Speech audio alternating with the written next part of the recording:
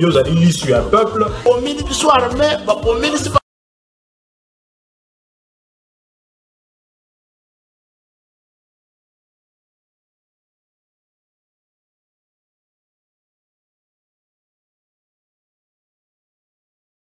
la vérité. Même les lobes à cause de la fandi, à sommer le café, qu'il sache bien que le café on était après demain. Nauti ko sambe la nzambe, nauti église. Akoko c'est la mutu makambote. La terre a valé le sang des innocents dans ce pays. Vous avez dilapidé le compte du trésor pour donner Simbo à l'État avec autant de légèreté. Il va interpeller au pays. Il y a une preuve. Alors ça ne valait à rien de remplacer Joseph Kabila. Vous comprendre que Kabila a battu c'est Batika Ekinia. Comme il a 200 000, après moi j'acclame.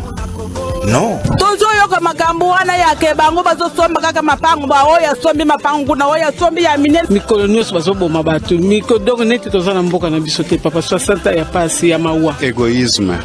Ils ont travaillé pour eux-mêmes, pour leur famille, mais ils n'ont pas travaillé pour le pays. Nalingi bino na liberté pour mon ngai Alexis. Tobengi bino na commune ya Matete. Tonda bilaka ninene.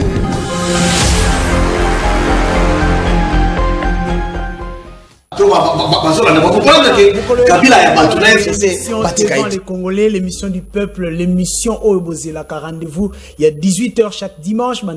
Émission et Bandi. Voilà, je suis déjà devant ma caméra, télévision nabino pour nako pese la bino nyoso eleki au cours de la semaine. Bande konanga boyebi makambo ezalinde côté ya kokweya bako kweya ka bako kweya pe kokweya ka lisusu. Après Mabunda, après Tambwe Mwamba, après nani Pepe Ilukamba, boyoki était côté à Tambwe Mwamba ya lobite, boko isana bino ngaite, Naomi Kendela ngai moko, ye moko mitikeli makambo akei. Qu'est-ce qui fait peur na bande konabiso ou menace ya ko faire ya ko dissoudre parlement de mutoye ko mema batu. Et si kawana toyebite bande konanga to ko beta pe lisolo na yango moke si mandeto fandeli mama na likambo na biso bande konanga lelo na ko beta politique moke 10% to ko beta politique moke to bande annonce sociale peut-être to moni ete makambo batu bako sakana mingi na oyo etali makambo ya social ya population kote wana na discutaka te. Côté wana kuna négociation ezalité bande konanga ce qui s'est passé avec My Gold na kozongela ngona bisa ki bino ete l'émission devant les Congolais ekotika likambo ya My Gold mokolo oyo Congolais moko na moko oyo atika ki mosolo na ye na My Gold akozwa mbongo na ye. L'émission a commencé. Nani ona yambeli bino na plateau na ngai bande konanga ezali bongo ya liboso. Coordonnateur ya Génération sans impunité, Jean-Si en sigle. Et Ali Bongo, maître Oscar Béa, maître Mbote Nayo. Mbote Ndeko Isaac Moutongo. Merci beaucoup parce que le lobby yango qui est un dossier Oyezota la social et peuple au Koti Kangote. En tout cas, merci mon frère parce que le lobby journaliste est belé. Bazo beta masolo ya social et peuple te. Bazo beta ndedia lelo. Kolukaba post. Mais tu es l'unique journaliste qui est resté quand même intact et cohérent dans ce qu'il fait comme travail. Il me reste qu'à vous dire félicitations. Et félicitations également à téléspectateurs nyonso ya émission nao. Surtout ba maman, na ba papa oyo. Ba chaki mongo na bango na My Gold. To yebisa kibino dossier à My Gold. Toko tika yango te. Surtout na kati ya Génération sans impunité. Oyo Tozali, coordonnateur national. Merci beaucoup maître Oscar. Nazo zongela yo pona kobeta penda masolo yango ndeko na biso ya mibaleo na yambeli bino bandeko na ngai. C'est pour la première fois matana plateau na biso, c'est le coordonnateur provincial chargé à mobilisation na implantation de Kopapi Dioso Mbote na yo. Mbote de Isaac, Antonio Botondi parce que c'est payé comme Sanga l'émission na yo qui est belé na kati ya Kolanda asepeli mingi surtout la présentation na yo o tangi likambo oyo ezotutanga motema makasi likambo nini oyo un escroc de haut niveau monsieur Serge Kassanda Ntumba Swati oyo ayeko escroquer ba mama ebele Yomoko, aux Alakina Bissoko na lobby na 10e rue, on a kindenge ba peuple, ba kinoise na ba kinois, ba tondaki, kolele na biso, koloba ete maître Papi Dioso, Donc, Mouto Yako Bundisebino et l'ongona coordonnateur principal donc national maître Oscar Oyaza Mopanzinanga. Donc, ma maman Balila qui m'a cassé, Badana Passi, Mbongo ya Passi. Kasi yo zali na pasi na motema ngape naza na pasi na motema ya koyeba yete bodo sitaka ndeko ya bato oyo responsabilité zana no établi na justice te tokobeta lisolo na kozongela yo ndeko na ngai. Merci beaucoup bandeko na ngai boyebi ete à part ba invité na ngai oyo bazali na plateau bino bozalaka ba invité na ngai oyo ya mikolo nyonso téléphone na ngai eza ya kofongwama nakoyamba bino pona kobeta lisolo na kati ya mboka nayebisaka bino ete soki yo oli komilobela te congolais elobi ete yozwi mboka oyo opesi yango na maboko ya bapolitique ya bapoliticien congolais comprendre sikoyo esika tokosuka. Je crois na bandi penza la maître Oscar liboso ete tobeta lisolo ya Maïgold oyo kitambo mwamba ko démissionner alobi ete akei na ye aboyi na ye boko isaye. Qu'est-ce qui se passe? En français, mon cher, on dit il faut quitter la chose avant que la chose vous quitte. Ah, ok. Il était prudent. Il était prudent. Le vieux a appliqué la sagesse et l'intelligence. Il est parti avant. Vous savez, le président de la République à l'Obaki, que je vais déboulonner les systèmes dictatoriaux. Batunabiso à la Mouka.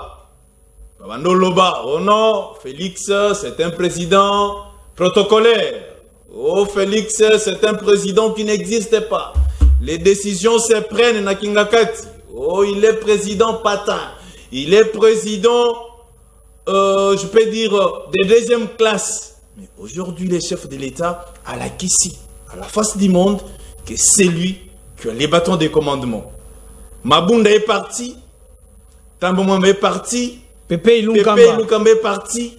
Mais je vous dis, mais c'est presque tout le monde. Parce que bientôt là... Est-ce que vous pensez qu'il y a des populations qui ont causé là? Tout, on a des distractions. Non, non, mon frère. Le problème avec cette coalition était social, la population. Et elle a quitté.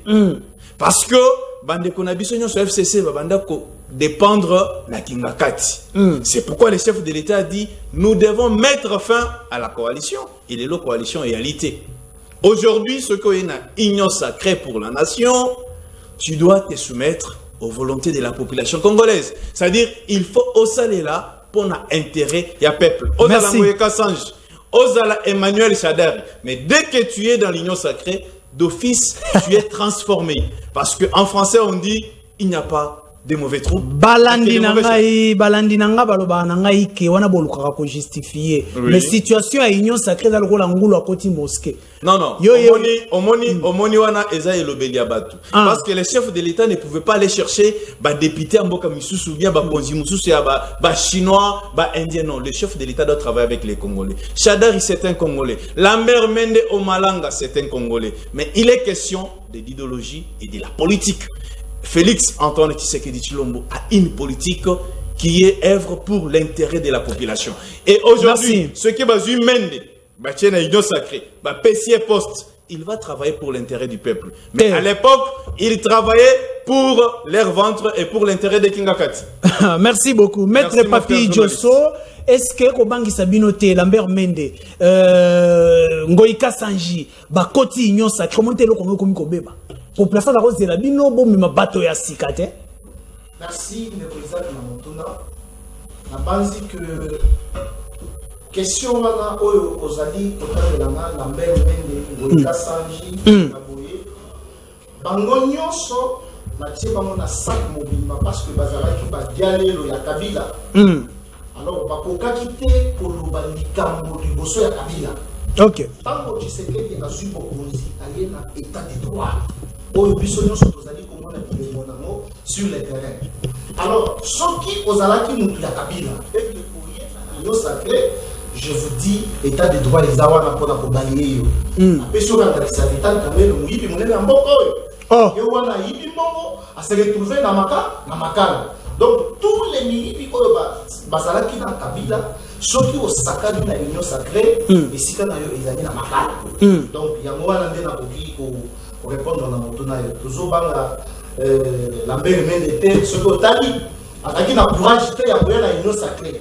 Mais yo moko tellement amoni que non, Chine rambo atiki bango akimi akei na katana panda kuna alobi ke o takoki ko choper te Ah, bino pe bobo il faut faire chômer. Et ça, c'est pour faire chômer. Bisso, tout ça pas transformateur. Vous allez qui nous dit, vous êtes serviteur et peuple. Voilà l'idéologie à l'union sacrée. Voilà, bande konangai, na ebisa ki bino ete téléphone eza ya kofongwama. Ba numéro yango na gauche na ngai. Benga yo peut participer na émission. Nazo fongolela bino téléphone kala mingi te. Benga participer na émission. Koti que la politicien politique te. Koti que la politicien mboka te. Soko tike li politicien mboka elobi ete okabi. Yebi politicien za rande ba intérêt na ye. Kasi participation na yo kozala nini? Na émission oyo politicien aza kolobanga na kopesa yo maloba. Na émission oyo politicien aza koleka yo pe oza koleka. Et ça na ba émission nyon sauté. Et ça na émission devant les Congolais. Bande konanga, nous continuons avec notre émission d'aujourd'hui. Tozali bongo tozongeli maître Oscar kasi tozongi suko na sujet oyo toyeli lelo. Liboso ete na pesa yo maloba. Nazo balancer d'abord ba image oyo totali yango na ngai na bino na politicien na population si mande tozongi na plateau pour na kobeta lisolo na kati ya mboka. Merci mon frère. Simo, image. C'était tombé comme une décharge électrique aux oreilles des Congolais, la fermeture de la société Maïgold. Serge a escroqué. Après ce bison, on a besoin d'un bison batika glace à terre. Tout le monde peut se battre d'un bison batika de fazer terre. Azong c'est le bison bongo le bison. On va dans la roya on va dans botika de faire pamba. Nani azong c'est le bison bongo. Serge Gassa. Après ce bison bongo le bison. Yende mutazi bongo la bison. Après une expérience amère vécue avec Ngouma et Bindour, voilà une fois de plus une société dénommée Maïgold qui escroque les Congolais au XXIe siècle au vu et au su des autorités politiques et sociales. C'était Maïgold. Yangoyo, je crois qu'on filmer encore. Madova Yao, Amérique Congolais Mbongo. Ngouma Yak, Amérique Congolais Mbongo. Yakaye, Amérique Congolais Mbongo. Tina Maïgold a fait la Kaba Congolais Mbongo. Vraiment. Na Jackie 40 000 dollars. 40 000 langawana. Na teka kinde lupango. Bali atika ngai na teki lupango bandeko. La minute oyo nazo yeba place ni na okende te nazali banda na bana sikonga na teke ebota na tangisa bana na soma place nso sikonga na minute na bungisi atiki ngai mwana etika tozalaki na mama na ngai na bana na ngai mama nikola kokanisa makambo ya Maïgold mama aza ya kokufa nga natikali nazolala na eglise na bana mokonzi ya mboka alukele biso solution nazosenga na mama mwasi ya mokonzi mama Denise yokela biso mawa toza bana na yo tozolela baye koskroke biso mbongo ezali ebele toza na se nazangi esika kokende nazolala na baeglise na bana naza na bana na koya na bango ya komona ndenge nazosofri likolo ya Maïgold alienga mbongo ebele ngai nayebaki eloko moko te namoni kaka na pasi oyo nga naza nango bakamion nazalaki nango napesi bachauffeur baza kolia mbongo banini tu ndambo ekonomi ya mbongo etikalaki na ngai na maboko 3000 nakamati mbongo wana ngai nakamati na tina na nani wana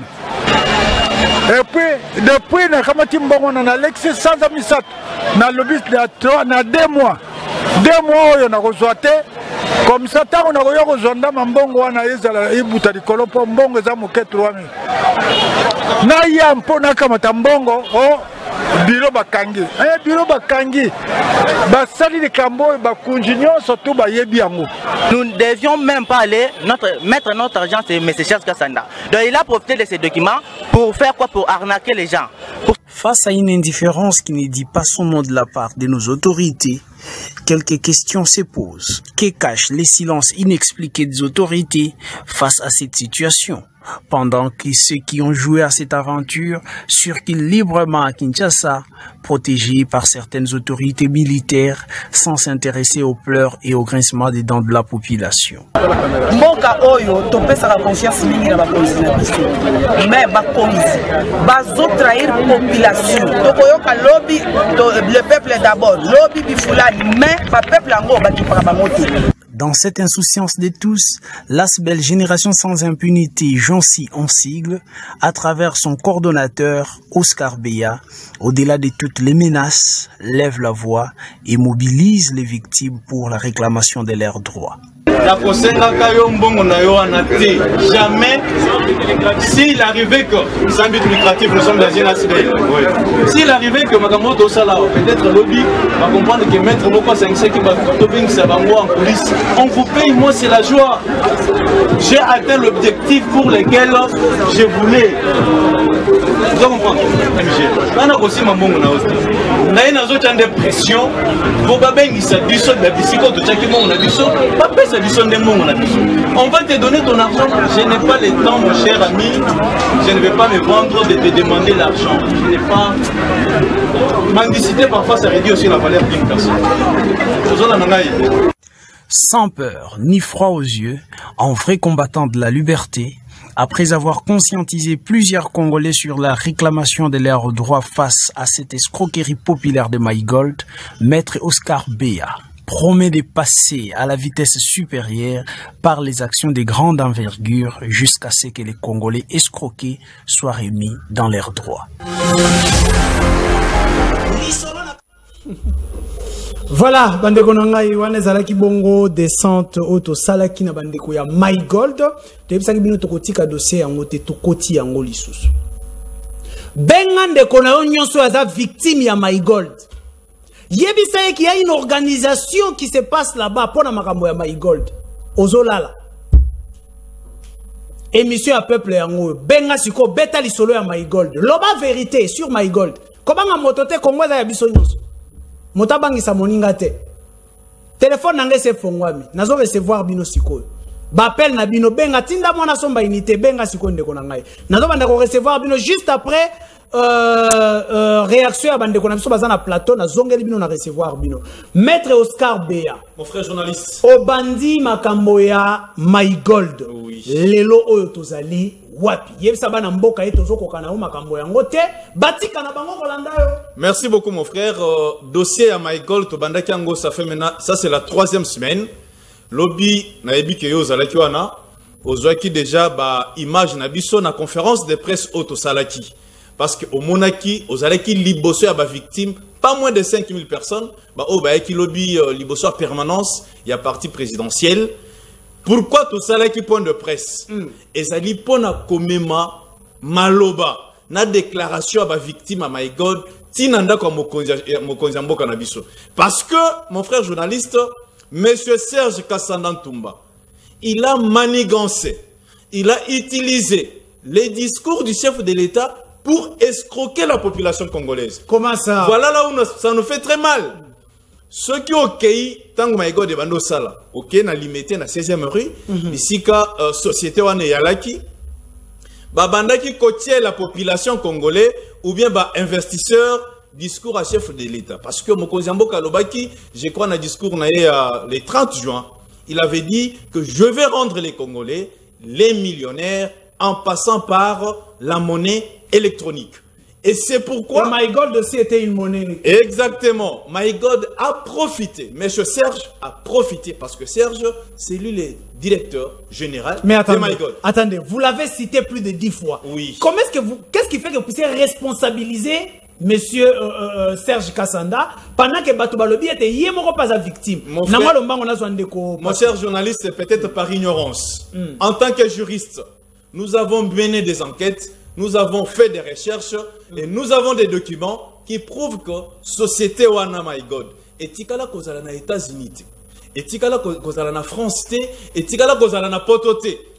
Oh mais je vous dis mon frère, ba congolais oyo bazana bande kuna bango na poto, bazana bande kuna bango na États-Unis ba meka. Omoni mutu oyo babanda ko benga biso wana na kati ya 16e rue Connor. Connor c'est comme un saïsaï au Congo. Monsieur Serge, oh mais je vous dis mon frère journaliste, nazo pesa information oyo pour na ba victime nyonso ba comprendre que non, Serge c'est un escroc. Je suis en train de déclarer qu'il est escroc pour Abima, Tosamba nae, liboso ya ba juge na biso. Connor c'est je peux dire un comédien. Serge a foutu mbongo nae a sali publicité. Mais pour na ba congolais awa mamona kineti kono des représentants ya My God na niveau ya poto. OK. Serge abengisi Jiben Piana. Tina 16e rue. Amatisi Jiben na babiro na ye akitisi Congolais abimi alobi non. Jiben Piana pe abwaki mbongo na ye kuna. Vous voyez comment le monsieur a manigancé avec l'intelligence de peuples congolais, des peuples quinois, pour bailler bakosala kotiambongo na bango. Et surtout mon frère journaliste, quand il utilisait les discours du chef de l'État, c'est à ce moment-là parce que les populations mobimba congolaise baza sima mokonzi mboka Fati Beton. Bato balobi non Fati alobaki na discours nae que non il va nous rendre de millionnaires. Alors, il y a un monsieur qui nous a mené cette histoire de My God, autrement c'est Fati qui l'a amené. Il fallait mordre à l'hameçon. Mais mon frère, attendez, et c'est comme ça, tu es belé, kota qui n'a dossier, il y a My God, non, c'est parmi les partenaires ou bien les investisseurs que Fati nous a mené au Congo. Au contraire, c'était une escroquerie à ciel ouvert, mon cher journaliste. Merci beaucoup. Et quand je suis en train de parler de ce dossier, monsieur le journaliste, je suis en colère parce que hier, devant le chevalier de la presse, bien de la plume, vous y étiez, mon frère, c'était deux mamans. J'ai vu même une maman qui m'a amené préavis nae, bazo bengana nanda. Il y a aussi des papas. Il y a un papa qui est mort, qui a tué aussi sa femme. Mon frère, nous ne pouvons pas supporter qu'un escroc, ces messieurs-là, a pratiquement 35 ans, venir ici, installer ses bureaux et récupérer l'argent comme ça. Merci. Merci Oscar Béa. Ne laissera pas ces dossiers. Très bien, merci. Maître Papi Djosso, oyoki population kolela. Na kati ya bato ba kolela wana, na oyoki mama moko koloba, atikali yemoko, atikali mwana etike. Mabale kufi. Mama na ye akufi, pona makambo My God. Oyoki papa moko se pendre, pona makambo My God. Mais natango population za kolela, bino ba maître avocat bozali wapi. Merci de Isaac. Tant que autres dans ma question, là c'est que ça va manquer. Parce que Kabila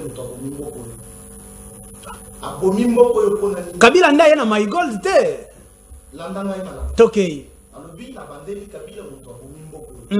Parce que tout était par terre. Je ne peux pas m'imaginer que dans un pays démocratique, parce que République démocratique. Un individu allié à implanter une société imaginaire, à exploiter Batumbongo, à juper mon accueilli, à Zumbongo accueilli, Moutouba le bazate, ba procureur, Bazolo Belo côté, ba député, Bazolo Belo côté, mais et non comment on a se fait dans ba député na biso, kakatango balingi ba matisa salaire na bango. Mais l'ikambo état de population, de Isaac, député à Zakunate. Il y a un monde au Moni, Abunda accueilli, et le bi évêque Pascal Mokona, bébé accueilli, Ntamamba Peyoana Salini, Alandi. Et pour revenir à la question, Yo Oyaki sur place en tant que journaliste. Et je rappelle qu'Ozali n'a une mobilisation. Nakatia, génération sans impunité. Provincial, il y a Jancy chargé de la mobilisation. Très bien. Ok. Oyaki sur place, au Talinenge Bamama Bazolina. De marche, il y a maître Oscar et le Mona Bisso, on a toujours travaillé là. Et ça dit pour que Bamama Onyo Somoni Bazolina, Wana, Bazonana, droit na Bango. Droit na bango ezalini bazoni c'est la bango. Et loko ezali kosala na passe en tant que juriste praticien ya droit ezali l'état l'irresponsabilité ya état congolais. Yango te na profiter sur les plateaux parce que normalement l'état sengela ki s'en saisir déjà tant que comment moto ezali cité. Yango na mbebi tumana biso surtout les silences impressionnants ya gouvernement. Yango wana tozo lancer message la président Fati Beton. Attends l'administration, il y a cabinet là.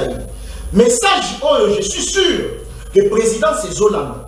Bataille à My God. Peuple Yangoyo et Zolina. Fati Beton a eu l'initiative, il y a état de droit. Ceux qui ont na investiture na yé, quand vous avez élu le président, au yoka qui peuple n'enga yembaki. Fati Beton. Au boss sanaté, papa Lobaki, le peuple d'abord. Alors, son excellence, monsieur le président de la République, peuple d'abord, Yangoyo. Bazolela. Serge Aye, à escroquer Batumbon. Il y a une génération sans impunité, lobby, bino nyonso, ba oyo ba kufeli, na ba oyo ba kufeli te, boya, bosanga na biso, tosala la force pour que ensemble tolonga bitu. Très bien. Nazosonga la maître Oscar pour na kobeta lisolo siko ya responsabilité à l'état. Ezalini na makamboyo, kasi bande ko na ngai na fongoli siko ba téléphone na nazo recevoir siko bino. Ba téléphone e fongami nazo recevoir bino. C'est l'émission et recevra kabino oloba en toute liberté yango e bandi déjà. Alors tozwinde de konabiso ya liboso. Alors de kobengi biso wapi kombo nani kima mosika ya télévision na yo pelanda retour na téléphone. Et là le même Johanna Askoka sur il est toujours à moi. Ok, va me déclarer. Mais le bas a mis la main. Oh là là, je crois que on a réseau ezali penza malamote sika oyo ozali luka ko kima mosika ya télévision na yo qui m'a fait déplacer moi moké pour réseau ezala malam tozino ndeko mosusu alo ndeko bengi biso api kombo nani. Oui, allô. Oui, papa. Oui, bonsoir. Bonsoir, Ndeko. Oui, na bengi bino na commune à Bumbu. Oui, papa, na biso depuis Bumbu, réaction na wezanine. Oh là là, Ndeko na biso accueilli, recharger penda téléphone, tu bien te passer dans na Congo. Na unité zali passi, kasi bo recharger bandeko na ngai bo benga, bo solo la solo na kati ya mboka. Nazo comprendre, na bien te moi difficulté na ya baninité na banini na kati ya mboka toyebi ndenge RDC ezali pe ba réseau ngo pe kaka boy tozune de komususu alo ndeko bengi biso api kombo nani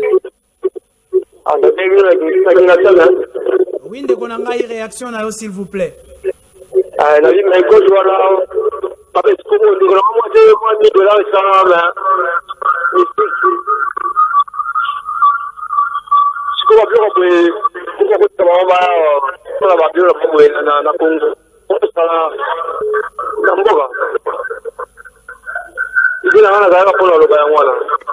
voilà, merci beaucoup Ndeko Nangai, merci. Oh là là, tout mon a réseau zakaka moi matata muke rastozine de comme susu. Allô Ndeko bengi biso api kombo nani? Allô mon Mboka, bonsoir. Bonsoir Ndeko Nangai. Ah papa nanga na sepela kan émission no makasi. Merci beaucoup. Nani, my God, otango bimaki. Ese ba konjamboka babandai komona te, ba futsaki yango taxi te, ba service ane, ba service nyoso babandai komona yango te. Pourquoi na Congo ezala kake no soki likambo ezali tango ekoinde bango batelemi. Tozaki victime na tuwa liboso na date.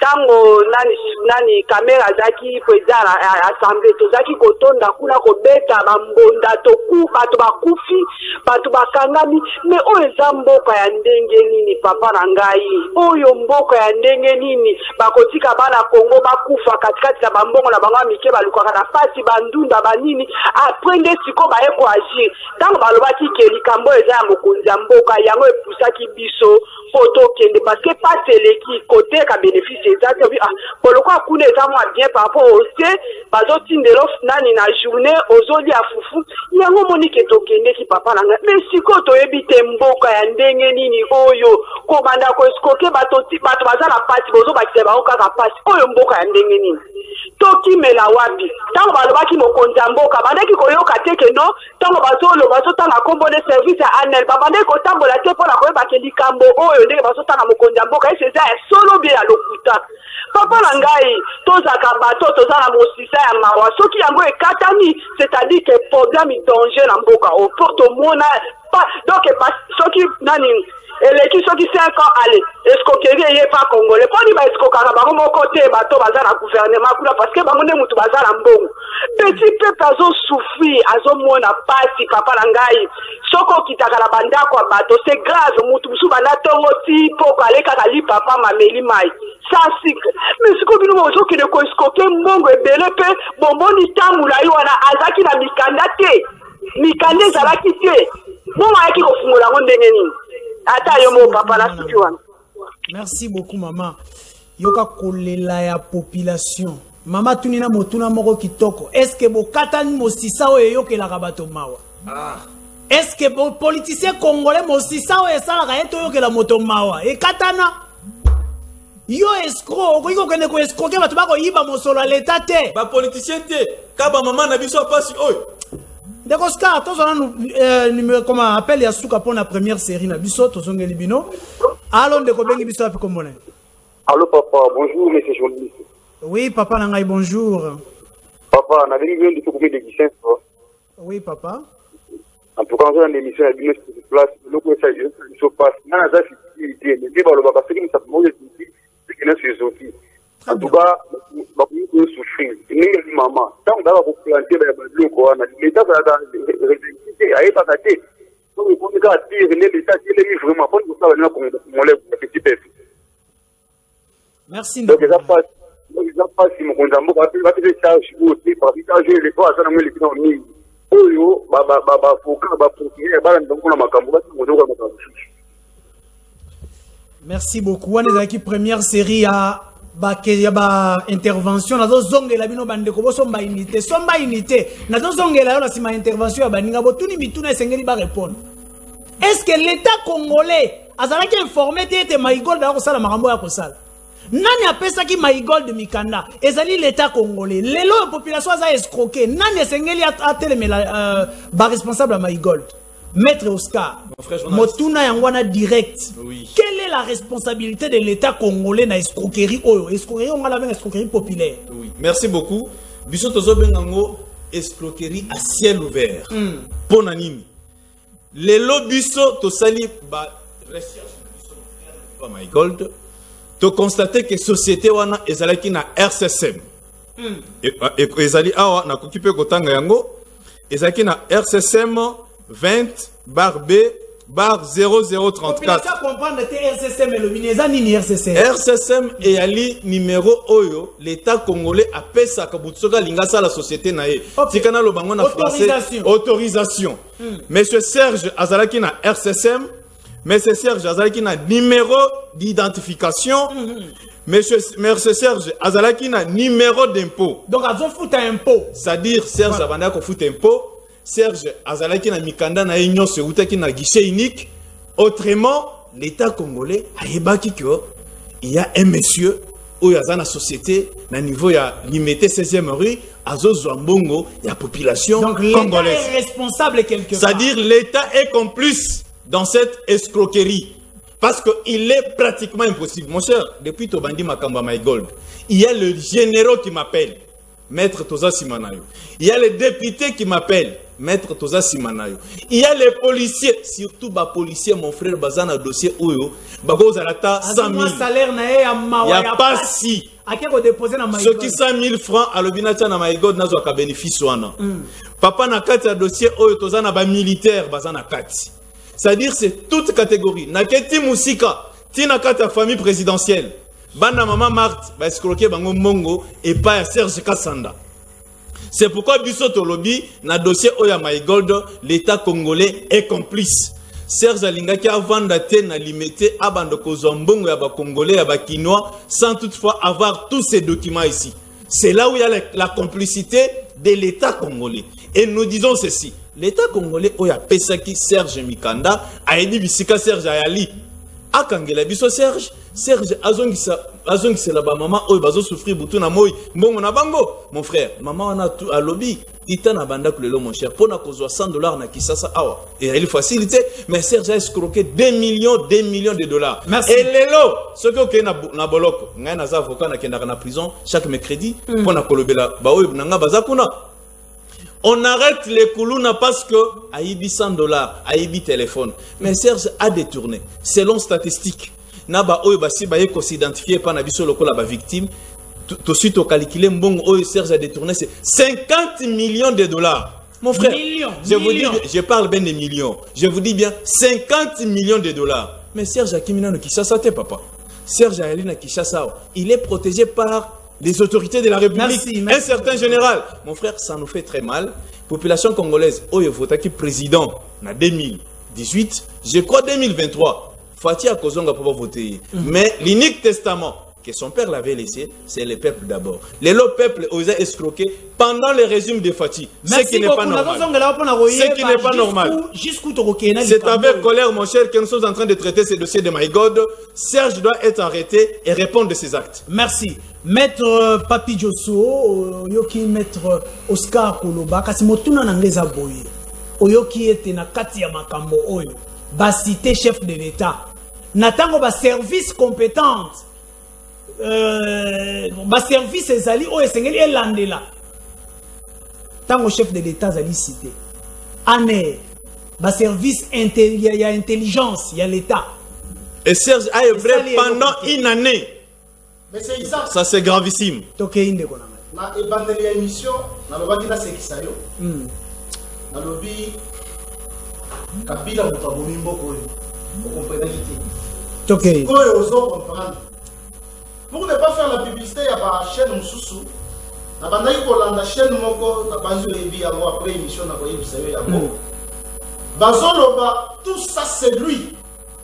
Cette phrase m'a beaucoup plus intéressé. Tout ça c'est lui. Tout ça c'est lui. Et tout ça c'est qui? Donc, l'escroquerie, tout ça c'est lui. L'impunité, tout ça c'est lui. Alors, on a pour revenir à la question de la cité chef de l'État. Parce que il y a un bon fonctionnement de l'institution. Azali, le magistrat suprême. Il y a eu des services intelligents. Il y a Monsieur Isaac, vous êtes devant un praticien du droit. Rapidement.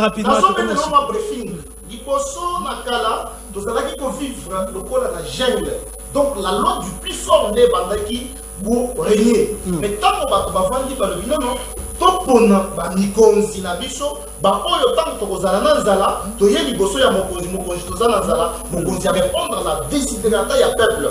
Ya wana de ozo na parlement, ba député, ba président de la République. Mais en tant que président de la République, en droit administratif, ti oyo ba kino ba bengiti ya komila, ya mokonzi ya mboka, ezali na tongo ala muki apesiye mokonzi tala na kingasani likambo boye salami tala na mbouchement et batu bazola na voilà le café du chef. L'information. Voilà pourquoi tozoko impliqué chef de l'État dans likambo atala yango yango nande génération sans impunité to telemi to belle la pour que mon très bien na devant les Congolais yokio déjà maître Oscar Beya tokena mwa lombango simana ko yamba appel mi balé pour na ko kata émission na biso. Mais mon frère bozali ko kende wapi ti wapi na procédure mon cher, qu'est-ce que vous avez déjà fait?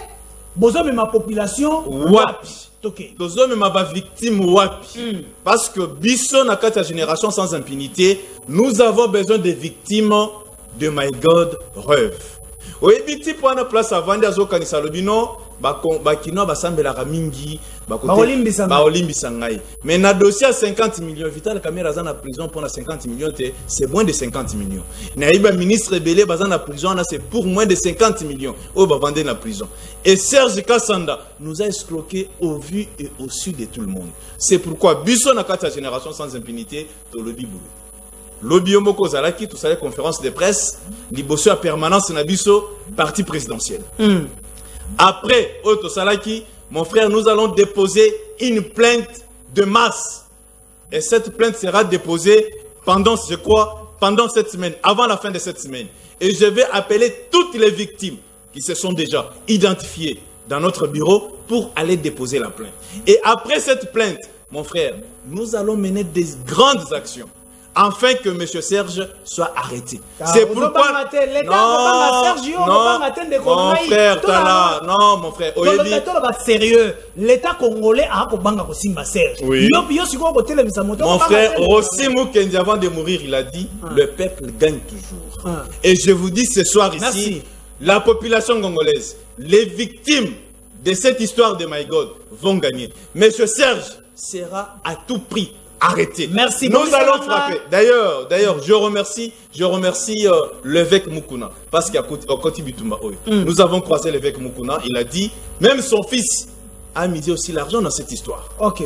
Nous avons rencontré l'héros national Franck Diongo. Il a dit, maître, je vais vous soutenir. Nous avons rencontré beaucoup de gens qui sont déjà derrière nous dans ces dossiers. C'est pour vous dire ceci, Serge ne va pas partir avec cet argent. Parce que je sais qu'il est en train de chercher comment quitter la capitale, mais personne ne pourra pas laisser cette aventure. Et qu'est-ce que vous faites pour identifier les victimes? Non, les victimes sont identifiées dans notre bureau au niveau de la FIKIN, deuxième porte, et nous allons donner notre numéro pour qu'ils puissent nous appeler. En français, on dit « l'union fait la force ». Nous devons braver la paire.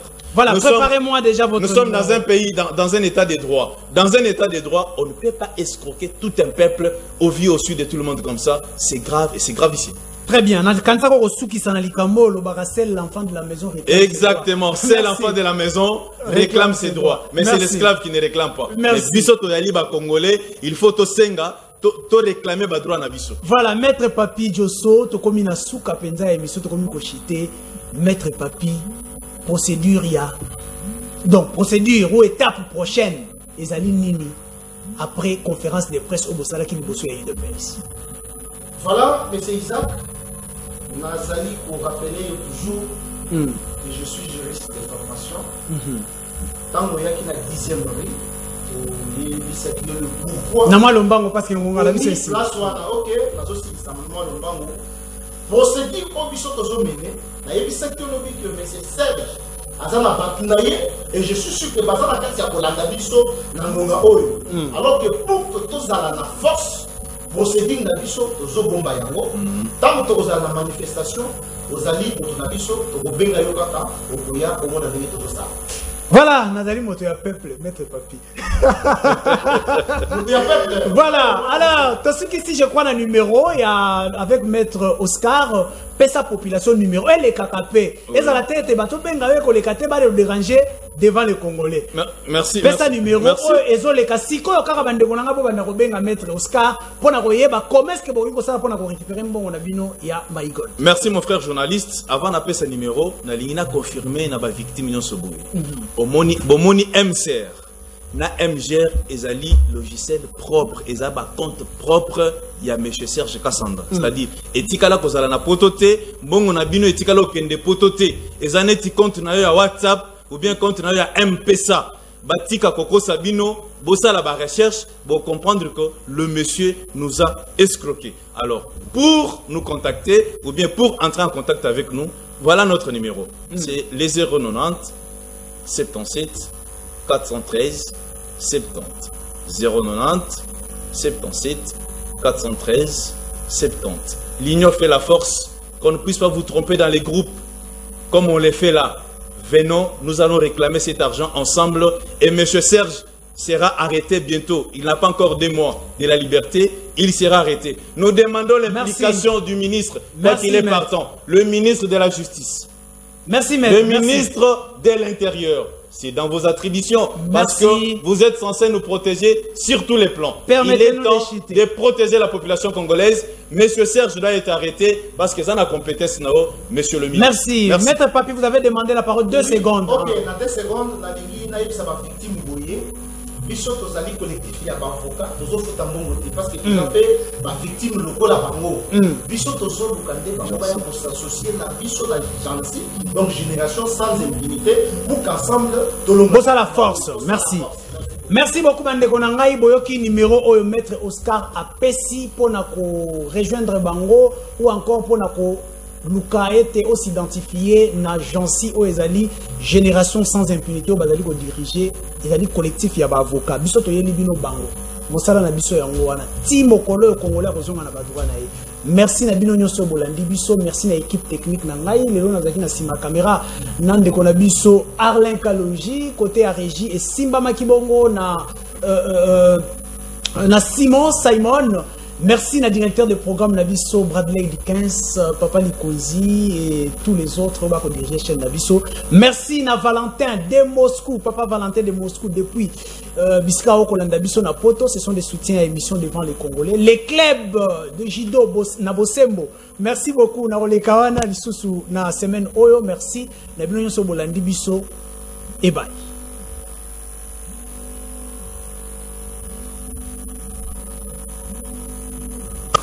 Qui me sache bien qu'à la était après-demain. nauti kosambela nzambe nauti église nakokosela mutu makambo te. La guerre a avalé le sang des innocents dans ce pays. Vous avez dilapidé le compte du trésor Bobini Simbongo et l'État avec autant de légèreté. Il va interpeller au pays. Il y a une preuve. Alors ça ne valait à rien de remplacer Joseph Kabila. Attends, on va comprendre que Kabila a battu la FCC, Batika et Kimia. Comme il a 200 000, après moi j'acclame.